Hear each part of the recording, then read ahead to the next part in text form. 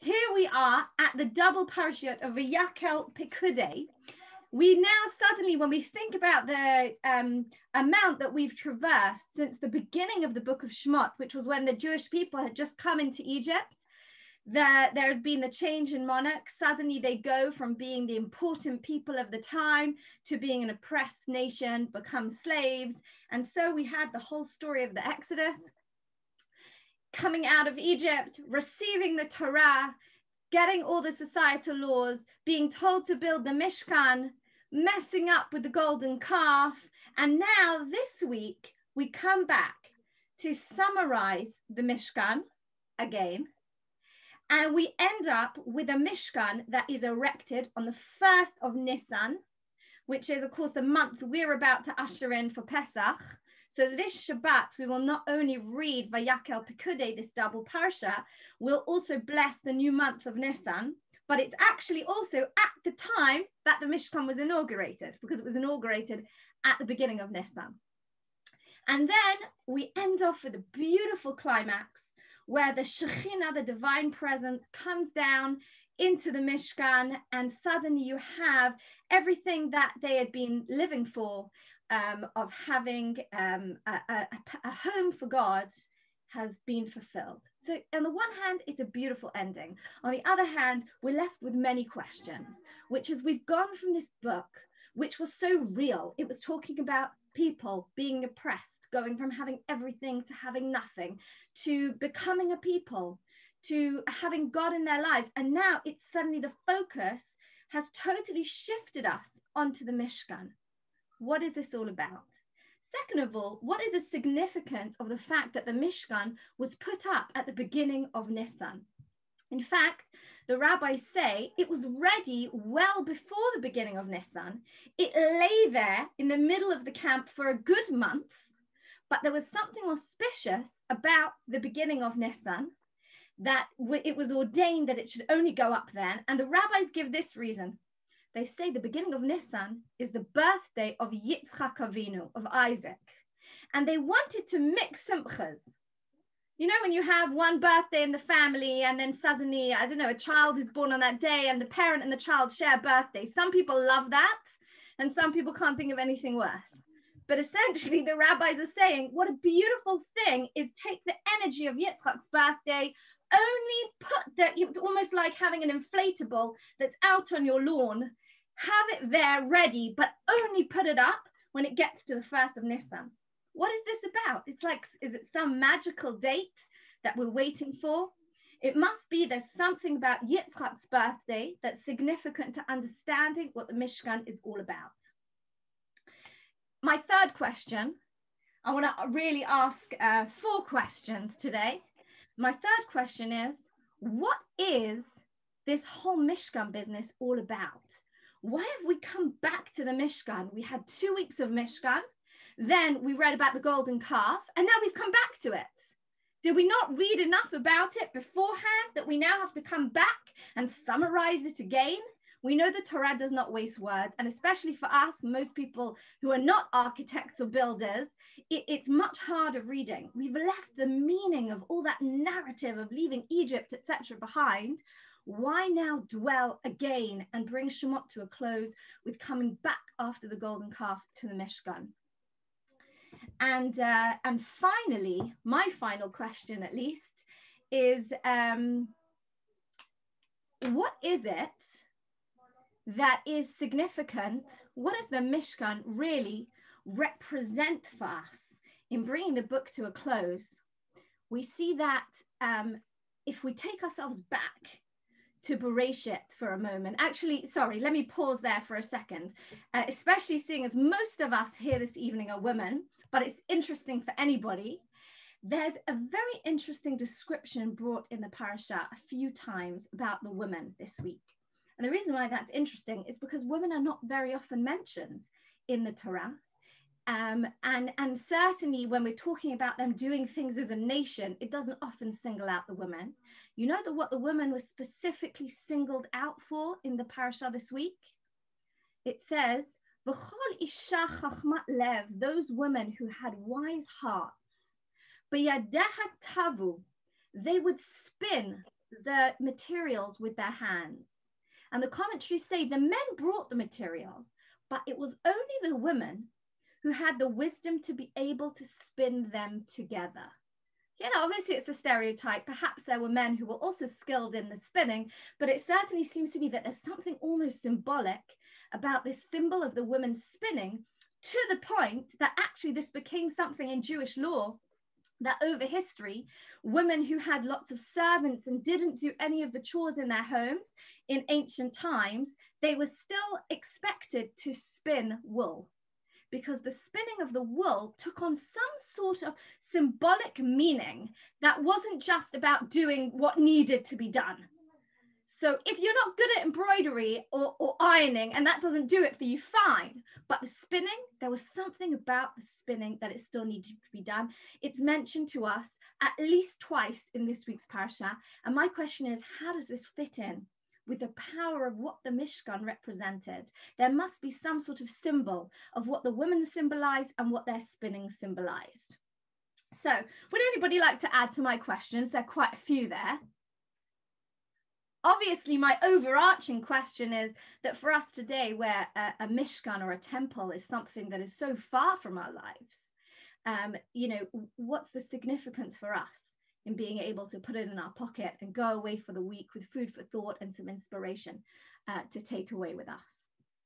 So let's begin by talking about the chronology of where we are up to. We had 2 weeks of talking about the Mishkan, then we had the golden calf, and now we've got these two parashiot again talking about the Mishkan. What happened? Did God tell us build a Mishkan? Then we made a mistake with the golden calf, and then we go back to talking about the Mishkan. This all comes back to the question of how we see the chronology within the Torah. Is the Torah written in chronological order? And that's a dry technical question, but it has huge meaning in terms of the way that we interpret the meaning of the Mishkan. But to put it in a more meaningful question, is it an ideal in Judaism to need to have a building, to need to have a physical place of worship? We've seen over this past year that we can in many ways, and perhaps we were over-reliant on a building, that actually we don't really need a building in order to connect. So should the Jewish people ever have actually had a Mishkan? What do you think?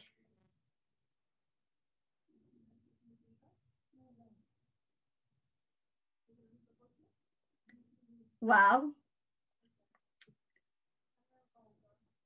there's a split of opinions. And the split of opinions goes like this. Rashi and many others like him say that there should never have been a need to have a physical building. That was what pagan worship did. They would have shrines and temples, and the minute you have a building, it can lead to serving the building and the things in it instead of actually connecting through the building to God. What happened when the people worshipped the golden calf? God saw people need things. It's very difficult to expect them to believe in an abstract God and to just connect to spirituality with nothing to connect through. I'll have to give them a building. That's why we had 2 weeks of the temple ParSHa. Then we read about the golden calf. But the power of Teshuvah is that the people said they're sorry. And that's why, according to Rashi, it's not written in chronological order, because golden calf came first, and it was only then that they were told to build the temple. But there are others, like the Ramban, living in medieval Spain, who say, no, the Torah is written in chronological order. Actually, it was always the ideal for the people to have a physical place to connect to. Because without that physical place, how would they continue the experience they had started at Mount Sinai? Har Sinai was like the wedding between God and the Jewish people. But if there isn't something to allow that relationship to continue, it will fizzle out. That was what the Mishkan was supposed to be. And either way that you look at it, whether it was something that was an ideal or something that was not an ideal, but was giving into human nature, it shows us that the Mishkan served as some kind of connection point. Through the physical Mishkan, there was some sort of connection that comes and fuses heaven and earth together. And we get a clue about this when we go all the way back to Bereshit. Do you remember when Joseph saw his brother Benjamin, having not seen him for all those years? And it says Joseph cried on Benjamin's neck. And the commentary, the Midrash says, he cried on his neck, not just because he was emotional to see him. He cried on his neck because he foresaw that the temple would be in the portion of Benjamin and it would be destroyed. So the rabbis say the neck is a symbol of the temple. Meaning, if you want to understand what the Mishkan's all about, understand what the neck does for the body. What's the neck? The neck is in many ways something we don't think about very often because it's a little bit, it's nothing. It's just a connector. Yet without the neck, the head and the body are disconnected. Your brain can't connect with the rest of the body in order for you to move anywhere. The neck is the Mishkan. That by having a conduit in the world, by having the Mishkan, heaven, the head, and earth can connect. And once that happens, you have a body that functions. You have a walking, talking human being. You have the dream of what the Jewish people and God are going to be able to do together can now function. And this is the idea of what the Mishkan can do. It's the way that the physical world and the spiritual world can become one. So if we go back to our original questions, we said, why is it that it was put up on Rosh Chodesh Nissan, the month of Pesach? And why did the rabbis say, it had to wait till then because it was Isaac's birthday? Perhaps the symbol of what Isaac represented, what Yitzchak represented, is the same as what the Mishkan represented. So if we say the Mishkan is the neck, it's the way to connect the physical and the spiritual. It's the way to connect heaven and earth. It's the way to connect Hashem and humanity. Then what did Yitzchak stand for? So it's interesting, we know very little about Yitzchak when we compare him to everybody else.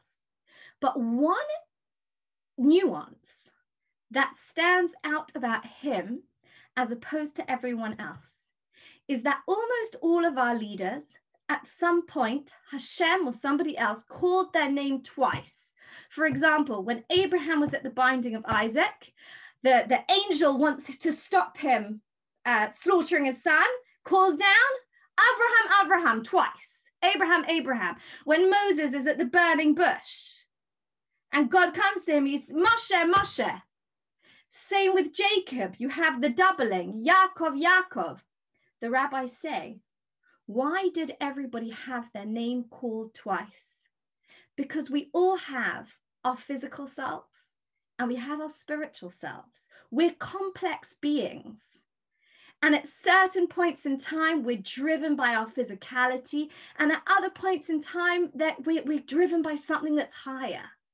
Our challenge, of course, is to be able to fuse the two together. And that's a difficult challenge. When it came to Yitzchak, his name was only mentioned once. He was never called with this double language.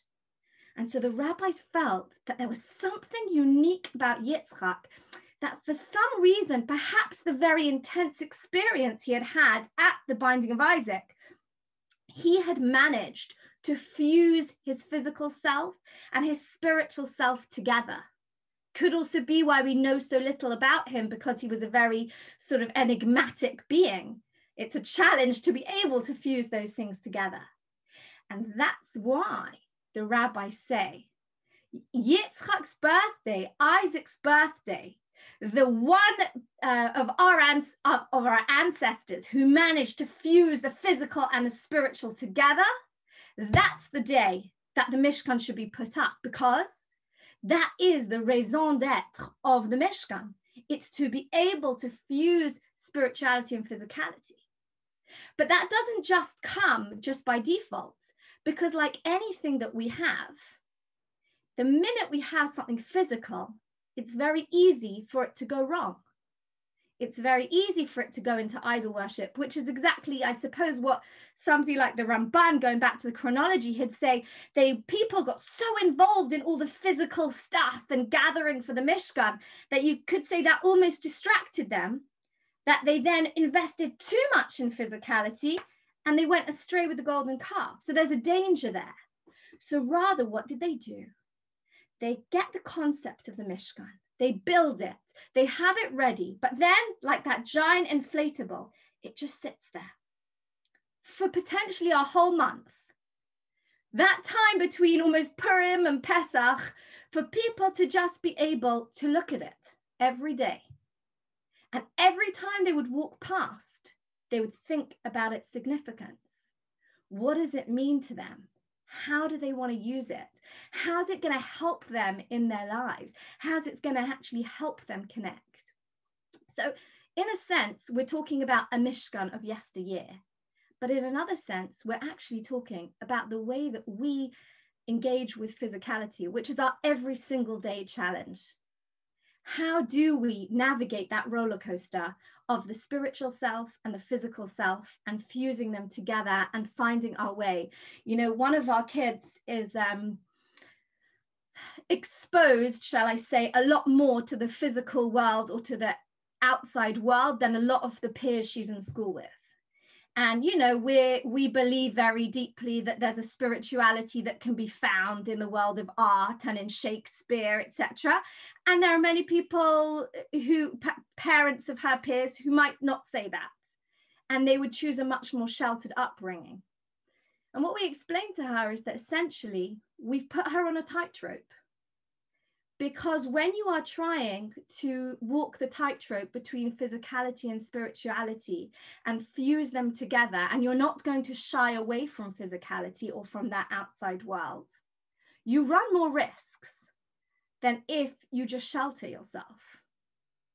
But if you believe that there is something huge to be gained also in your spiritual life from it, you're willing to take that risk. But as a human being, you have to be able to recognize that there could be a risk there. So we said to her, listen, you know, we want you to know that we endorse and believe in you being able to go out and discover all those things, but we're putting you on a tightrope. And there are many of your peers whose parents would say, don't go on the tightrope. But if we go back to our ParSHa and the Mishkan, I believe that essentially this is the challenge, this is the tightrope that is being suggested to us. We are on a tightrope as humanity to be able to bring the physicality, the outside world, and our spiritual yearnings and desires and soul, and how do we put those together?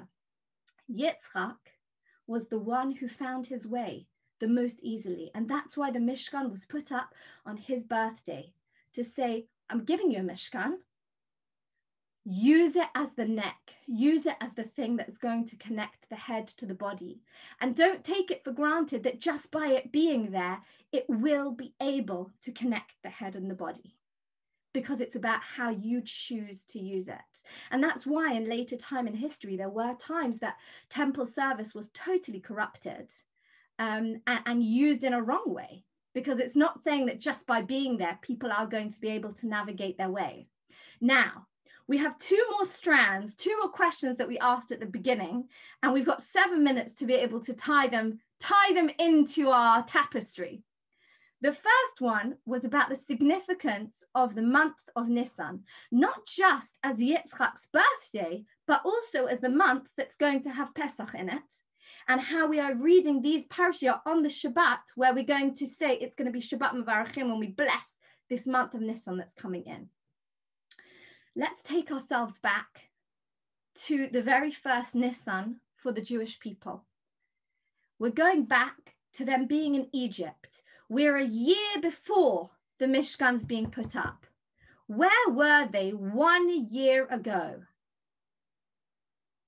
They're still slaves. And it's on Rosh Chodesh that they are given their first mitzvah as a nation. Anybody recall what it was? Rosh Chodesh. It was actually the mitzvah of sanctifying the new moon. HaChodesh hazeh lachem Rosh Chodeshim. This will be when you see a new moon, you'll say, we've got a new month. Now, what that entails is essentially human beings spotting the new moon. And it's fascinating when you look at all the details of how they would find the new moon and how they were believed. It was a very intricate business, which is detailed in a fascinating way in the Mishnah. Why was this chosen as the first mitzvah to give the Jewish people? I think it's because it's something hugely active and it's got a lot at stake. What do I mean by that? It's great to say, okay, great. Hashem likes Shabbat. We know that once a week, Shabbat will come. Brilliant. Hashem's given it to us. We light our candles. Whether we light the candles or not, Shabbat has come, right? We don't have to do anything. Oh, brilliant. It's Shabbat today. But with Rosh Chodesh, we have to go out. We have to find the moon. It has to then be accepted. And everyone says, today's the first day of the month. If that's not done, there'll be no festivals, because all the festivals are going to be dictated by the date upon which we made the new month. Am I being somewhat clear? And just to illustrate this point, there was one time where the way that the Beth Din were accepting the new moon was not accepted by everybody. But if the Beth Din says it, then that's considered the bottom line. Now, there was one of the great rabbis of the time called Rabbi Yoshua, and he didn't agree with the legislation, the way that they were accepting people. So the head of the Beth Din calls him on what he knows would have been Rabbi Yoshua's Yom Kippur, meaning according to what the Beth Din had said, Yom Kippur was going to be on Sunday. But he knows that Rabbi Yoshua, the way that he had reasoned it himself, Yom Kippur would have fallen on a different date. So he asks Rabbi Yoshua to come to him on what would have been his Yom Kippur and to break his Yom Kippur by coming with his wallet and with his staff. And Rabbi Yoshua is in a bind. What does he do? And eventually he says to himself, the festivals are only at the time that the court ordains them. So even if they've got the wrong date, the fact is that once they've set the date, that is the date for Rosh Chodesh. And therefore, to me, there's no better example of the demand for us as human beings to be active. God didn't just give us the dates and say, here you go, there are your festivals. He said, you are going to make the new moon. You are going to decide when the festivals are going to be. I don't want a passive people. I want people who are going to be active. People who are going to come into the physical world. They're going to use it, and they're going to use it to connect with me. And in so doing, they will fuse the physical with the spiritual. And so by having, once again, the Mishkan on Rosh Chodesh Nissan, it's not only because it coincides with Yitzchak's birthday, who is the fusion of the physical and the spiritual. It's also because it's on the very day that we were given our first opportunity to be empowered, to be people who were going to be activists, who were going to not shy away from the physical world, but they were going to use the physical world to make a difference and to transcend the physical world. And finally, we mentioned the women. That in this ParSHa, it's one of the rare moments where the women are singled out for having that ability to spin the wool together. And we said everybody came and brought materials. The women's unique contribution was the way they could weave them together. Why are they singled out? And I think it comes back to this same premise of what the Mishkan symbolizes.